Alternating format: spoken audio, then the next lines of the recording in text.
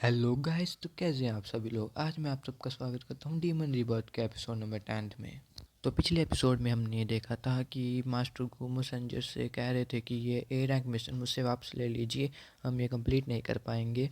तभी messenger master गू से कहते हैं कि अगर आप ये मिशन कंप्लीट नहीं करेंगे तो हम आपके स्कूल को बंद करना पड़ेगा, यानी मोनेस्ट्री को हम बंद कर देंगे। तभी हमें मास्टर गू का सीन दिखाया जाता है जो अभी भी उनसे रिक्वेस्ट कर रहे होते हैं कि आप ये मिशन मुझसे वापस ले लीजिए। हमारे जो उनसे large number of senior students अभी मिशन पे गए हुए हैं, जिसकी वजह से हमारे पास यहाँ पर कोई भी ऐसा व्यक्ति नहीं है जो इस मिशन को कंप्लीट कर सके। तभी मास्टर गू मैसेंजर से बड़े पोलाइट होकर कहते हैं कि आप हमारी परेशानी को समझ क्यों नहीं पा रहे हो। हमारे यहाँ पर कोई भी ताकतवर स्टूडेंट नहीं है। जितने भी यहाँ पर मोनेस्ट्री में अभी स्टूडेंट हैं वे सब अभी तक इतने ताकतवर नहीं है कि ये मिशन कंप्लीट कर सके। मैसेंजर मास्टर गू के ऊपर अटैक करते हुए कहते हैं, तुम अभी मुझसे झूठ बोल सकते हो। तुम्हारी ही मोनेस्ट्री के एक बच्चे ने हमारे मास्टर लू को हरा दिया है। तभी मास्टर को घबराते हुए मैसेंजर से कहते हैं, वो एक छोटा सा स्पार मैच था, एक छोटा सा कंपटीशन था जिसमें सिर्फ लू को छोटी सी चोट लगी है, कोई ज़्यादा बड़ी चोट भी नहीं लगी है। तभी वहाँ पर लू और उसके चमचे आ जाते हैं और हमें लू दिखाया जाता है जिसका हाथ पैर टूटा हुआ होता है और वो बड़ा रो रहा होता है और वो कहता है, अंकल लियू, क्या आप यहाँ पर मेरे लिए आए हैं?" तभी लू का अंकल उसकी तरफ भागता हुआ आता है और कहता है, ओह मेरे यंग मास्टर, आपके साथ ये किसने किया है? आपकी बॉडी पे इतना ज़्यादा चोट किसने पहुँचाई है? तभी लू का अंकल मास्टर गू से कहते हैं चिल्लाते हुए, गो विंग मिंग, ये इसे तुम छोटी सी चोट कहते हो, इसको तुम एक स्क्रैच कहते हो। तभी रोयान पीछे से चिल्लाती है और कहती है, ये तुम क्या कर रहे हो लू? इस तरह तो तुम अपने अंकल की आंखों में धूल झोंक रहे हो, जो तुम ये इतनी सारी पट्टियाँ लगाकर घूम रहे हो। तभी मोफैन रुयान से कहता है, जब जिस समय मोफैन ने मेरे ऊपर हमला किया था उस टाइम तो ये सब वहाँ पर थे, इन सब ने देखा था कि किस तरह वो मेरी ज़िंदगी मुझसे छीनने की कोशिश कर रहा था। अगर वहाँ पर मास्टर नहीं होता तो मेरे अभी तक शरीर के पीसीस हो चुके होते।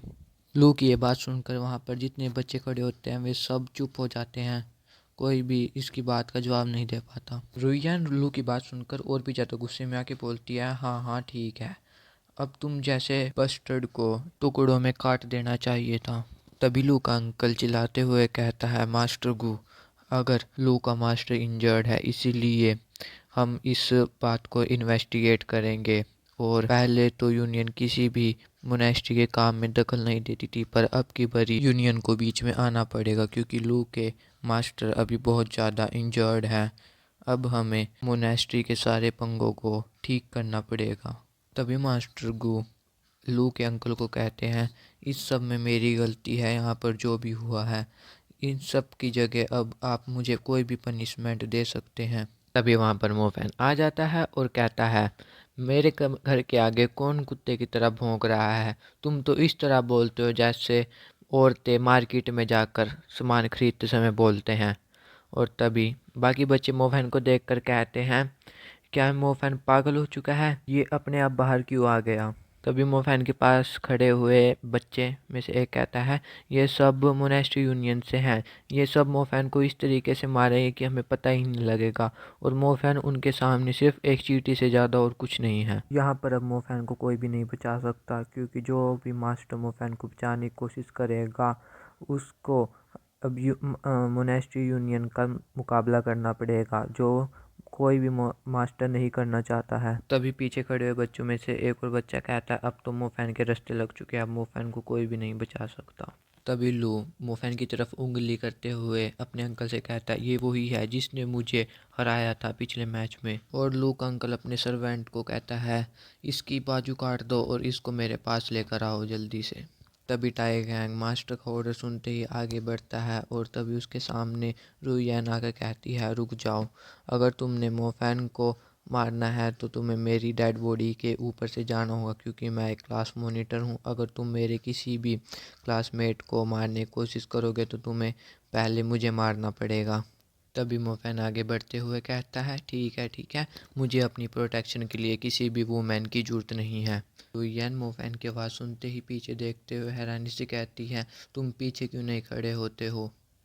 तभी मास्टर गुरु यान को कहते हैं, तुम रास्ते से हट जाओ, जो भी होगा अब मैं उस सबको संभाल लूँगा। अब मैं ही देखता हूँ कौन मेरी मोनेस्ट्री में बच्चों को परेशान कर सकता है। तभी मास्टर गू अपने मन में सोचते हैं और कहते हैं, हमारी मोनेस्ट्री के रूल के अनुसार अगर कोई भी मोनेस्ट्री में इंटरफेयर करेगा और किसी को मारने की कोशिश करेगा तो हम उसको आराम से मार सकते हैं। तभी टीगान या फिर कह सकते हैं हम लू के अंकल का नौकर, वे लू के अंकल को कहते हैं, मास्टर अगर यहाँ पर टीचर लो बीच में आएंगे तो हमें यहाँ से कुछ भी फ़ायदेमंद नहीं मिलेगा।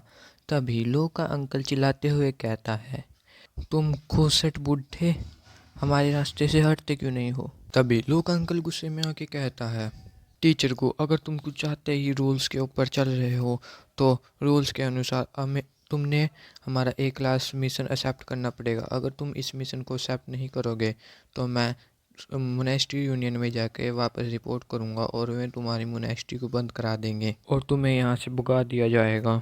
तभी मोफेन आगे बढ़ता है और कहता है, ये सिर्फ ए क्लास मिशन ही तो है, फिर क्या हुआ अगर ये फर्स्ट क्लास मिशन ही तो है। इस मिशन को तुम एक्सेप्ट करते हुए इतना घबरा क्यों रहे हो और पीछे क्यों हट रहे हो।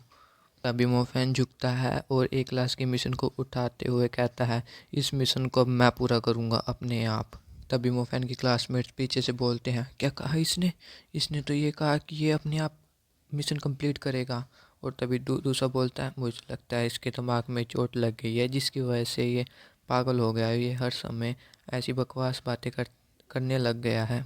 तभी उनके पास खड़ा हुआ लड़का कहता है, ये बहुत ज़्यादा एरोगेंट हो गया है, इसकी एरोगेंस इसको ले डूबेगी। तभी मोफेन पीछे घूमता है और कहता है हंसते हुए, ये मिशन अब मेरा है। यहीं पर ही इस एपिसोड का एंड होता है। अगर आपको इस एपिसोड की एक्सप्लेनेशन अच्छी लगी है तो इस चैनल को सब्सक्राइब और वीडियो को लाइक ज़रूर करना।